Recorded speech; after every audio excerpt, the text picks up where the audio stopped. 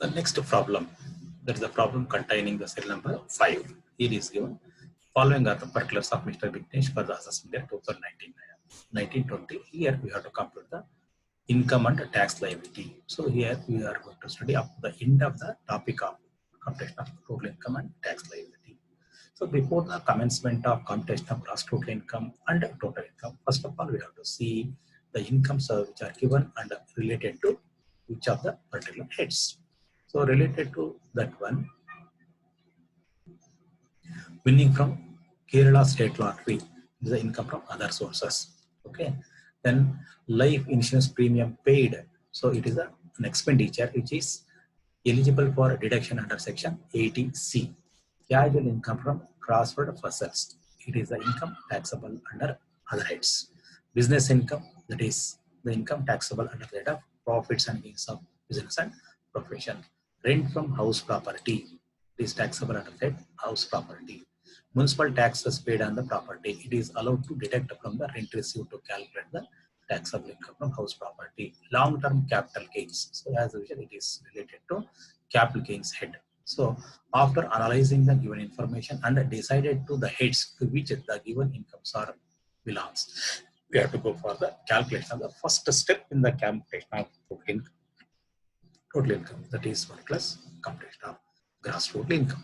So in the gross total income, the first head, that is already we are decided the gross total income is the taxable income. It's the taxable income of each of the 5 heads.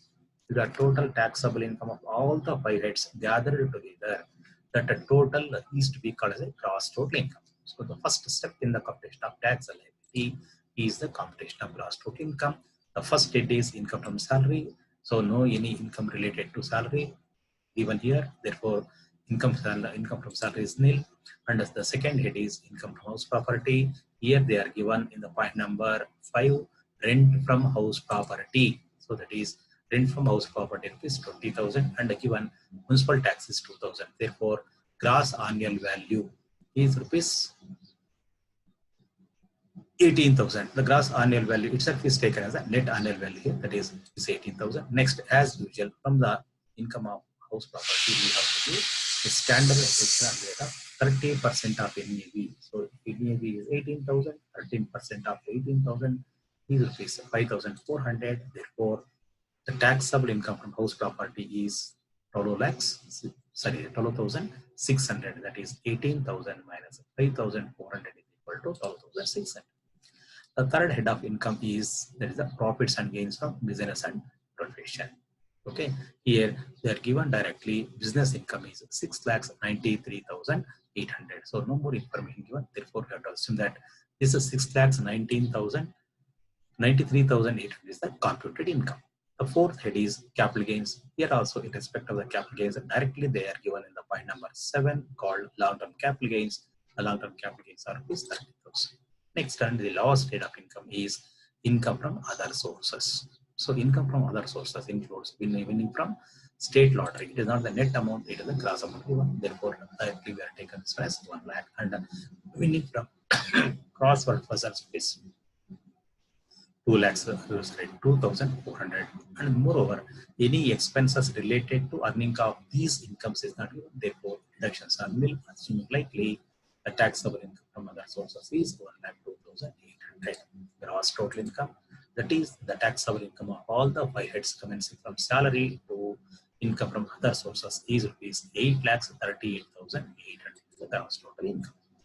To calculate the taxable income or total income from the gross total income, we have to keep deductions under section 80C to 80U.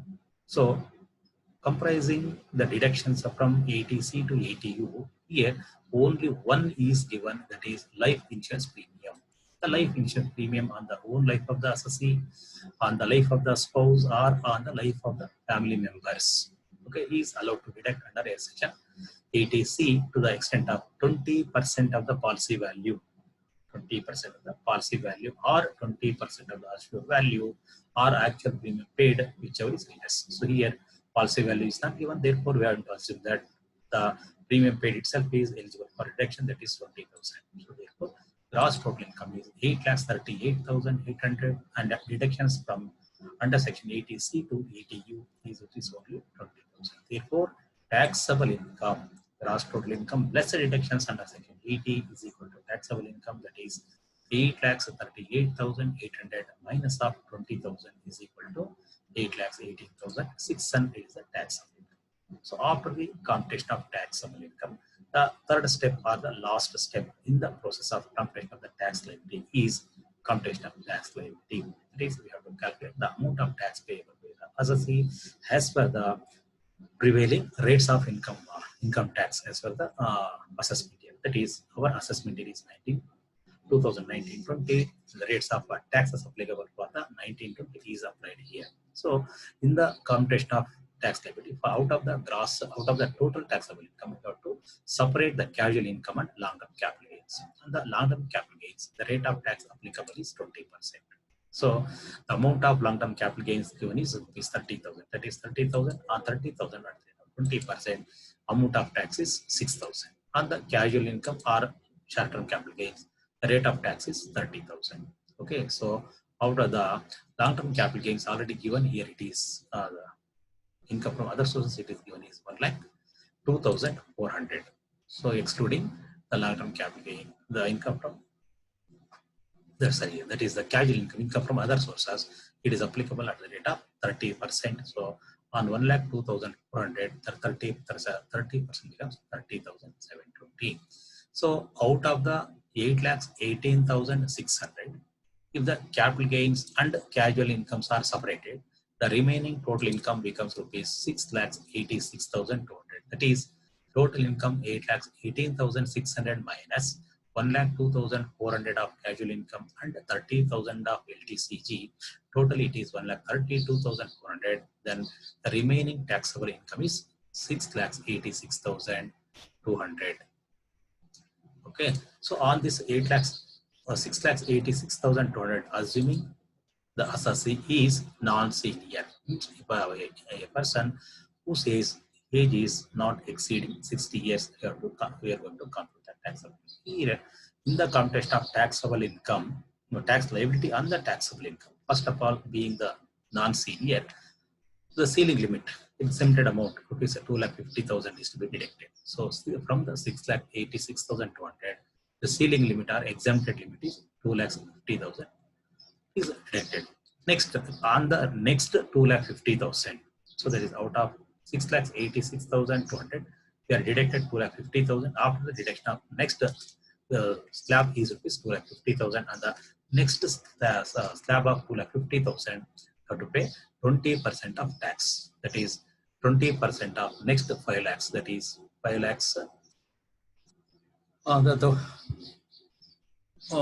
is 5% of the next 2,50,000. That 2,50,000 to 5% is equal to 12,500. So from the total 6,86,200, we are separated 5 lakhs here. Okay.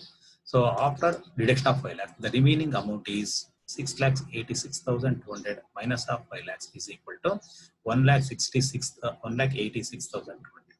On this balancing figure of 1,86,200, the next slab of rate is 20%. So 20% of 1,86,200 is equal to 37,280. So therefore, total taxable income, tax liability is rupees. There is a small changes here. Total tax liability is rupees. Yes, this is 86,500. That is capital long-term capital gains 6,000, casual income 30,720. Then on the remaining balance, it is 12,500 under 37,280. 20% totally 86,500 is the total tax liability. And the total tax liability, we have to add surcharge.